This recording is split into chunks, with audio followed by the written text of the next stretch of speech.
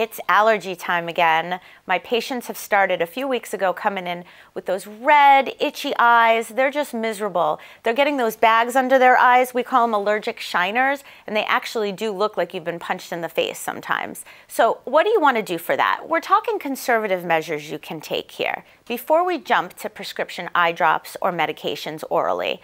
In terms of your eyes, one of the best things that you can do is cold compresses. Especially when you wake up in the morning, I run a washcloth under cold water. Just lay it across your eyes. Another great thing you can do if you feel like you're starting to get the bags in the morning under your eyes is sleep with your head elevated a little with a couple of pillows.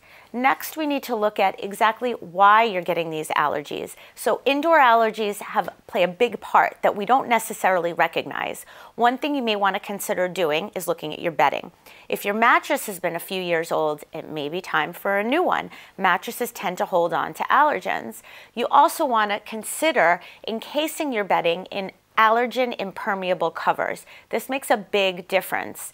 In terms of the windows open, if you want to have them open, great, but there are some days where you're going to need to keep them shut, especially when you look and you hear on the news that the allergen counts like the pollen and the ragweed are really high. Another thing to consider in your home, mopping instead of sweeping in order to get all those dust mites up. And if you haven't had your carpet professionally cleaned in a while, it may be time to do so.